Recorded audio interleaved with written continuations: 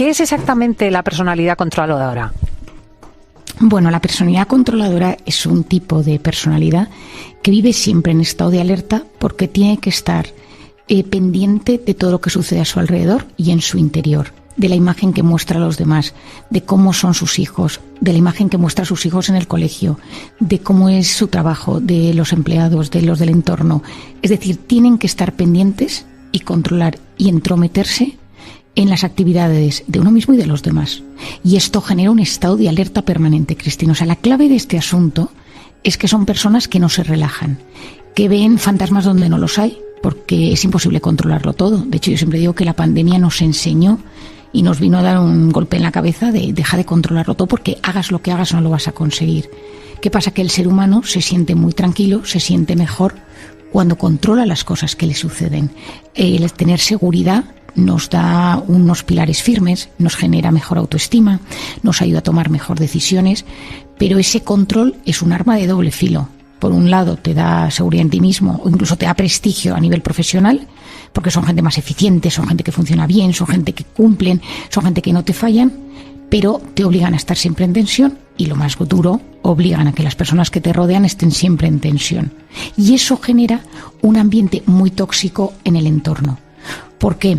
Porque estas personas tienden a ser meticulosas, son extremadamente responsables, asumen el papel de cabeza pensante en la familia, en el ámbito laboral, en las relaciones de pareja. Y entonces te hacen ver siempre que lo hacen por un bien mayor. Esto, por ejemplo, estoy pensando en relaciones de pareja, ¿no? Si te convives, te casas con un controlador o con una controladora, siempre te acaba llevando a su terreno. Es por un bien mayor, es porque te quiero, es por el bien de la familia, es por el bien de tus padres, de tus hijos. Y entonces dejas en un momento dado de pensar por ti mismo y te sumas a ese carro del bien mayor, que es muchísimas veces tóxico. Es decir, dejas de tener la capacidad de tomar tus propias decisiones porque tienes a un controlador en tu entorno que te manipula. Hay que tener mucho cuidado porque algunos controladores, Cristina, se acaban convirtiendo en personas manipuladoras y eso saca lo peor de nosotros porque nos hunde, nos anula emocionalmente, afectivamente y nos hace sentirnos muy mal. Ponnos un ejemplo de una persona controladora para que nuestros oyentes las identifiquen. Mira, te voy a dar dos ejemplos. Uno es un jefe controlador, es un jefe que está pendiente desde cómo mandas un correo electrónico, a quién se lo has enviado, cuándo lo has enviado, quiere saber qué estás haciendo todo el rato, si tienes una reunión fuera, dentro, si estás teletrabajando, te llama a horas distintas para ver qué estás haciendo, necesita saber exactamente, o sea, no sabe delegar. Y entonces, y hace que delega, pero en verdad no delega, y entonces está encima. Y eso es te doy un ejemplo de un jefe. Pareja controladora. ¿Dónde has ido? ¿Con quién has ido? ¿Con quién has comido? ¿Con quién has quedado? Yo en el teléfono he visto que no me contestaste, pero te conectaste y yo te había escrito un mensaje. Es decir, están constantemente pendientes de tus movimientos.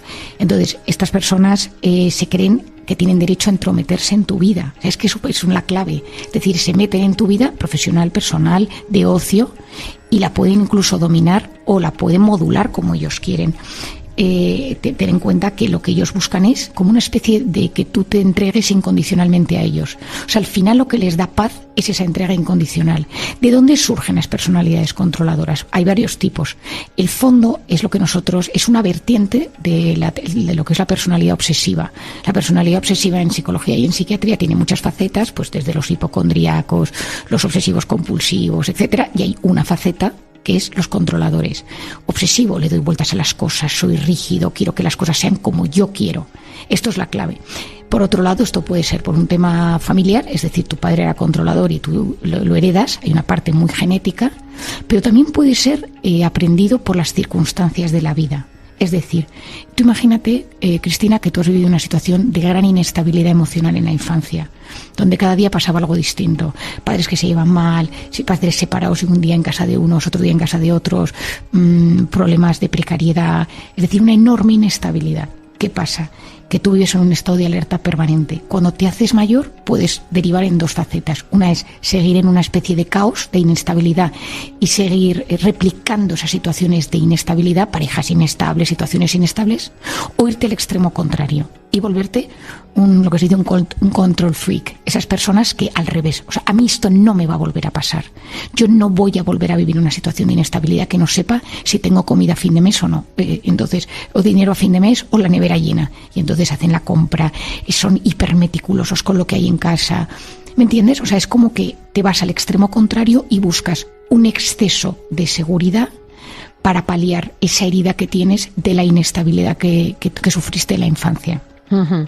Y todos tienen su origen en estas infancias, digamos, destrozadas.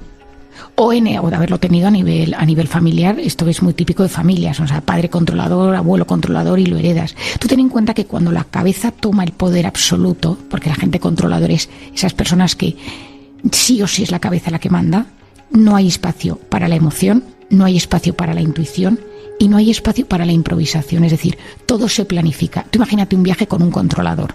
Es un viaje en el que tú tienes... Claro, lo contrario de lo que un viaje de placer significa para mí, que es el descontrol. Tú imagínate, ¿a qué hora vamos a comer? Pues la comida será a las 2:15 en este sitio que hemos reservado en la placita de tal ciudad. Y entonces de repente llegas al museo, estás viendo una exposición, pero te retrasas, el controlador ya empieza a sufrir. El controlador ya se siente completamente desprotegido y entonces empieza a estar tenso y entonces empieza a no disfrutar y te empieza a hacer la vida imposible. Y llegamos tarde y es machacón, porque el controlador es machacón. Y entonces tú dejas de disfrutar porque esa persona no hay nunca espacio para la improvisación. Estas personas muchas veces, los que son muy controladores, toda la parte emotiva les parece un acto de debilidad. Es decir, no se permiten porque les parece un sentimentalismo enfermizo, y entonces es gente que controla mucho qué tipo de emoción transmite. Y algunos de ellos pueden derivar en lo que se denomina alexitimia. A, partícula negativa, lexos, lenguaje, timia, emociones, la incapacidad de expresar emociones. Muchas personas muy controladoras, muy rígidas, le cuesta mucho el mundo emocional. Son grandes, por ejemplo, son grandes jefes a nivel hemisferio izquierdo, es decir, a nivel de orden, mandato, hay que hacer esto, cumplo resultados a final de mes, pero todo el campo de la inteligencia emocional les cuesta muchísimo porque esa rigidez les impide empatizar. Tú no puedes estar a la vez siendo un gran controlador a la vez que eres súper empático, porque es que eso choca. O sea, eso son dos cosas contrapuestas. Entonces, a veces hay que bajar ese nivel de control, a veces hay que aceptar, delegar y aceptar ciertos errores. El controlador es muy perfeccionista y las cosas nunca están a la altura de lo que quiere, entonces siempre está sufriendo.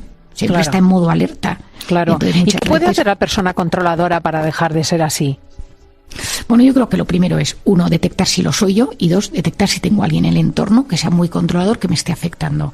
Si lo soy yo, no hay nada mejor que aceptar ese punto y decir, oye, ¿y esto me puedo dejar ayudar? El otro día di una conferencia a mandos, a líderes de una empresa, y hablé de este tema, salió este tema, y recibí un correo de un tipo que se había ido a su casa y había hablado con sus hijos y les había contado la conferencia, y los hijos le dijeron, papá, ¿te han descrito a ti?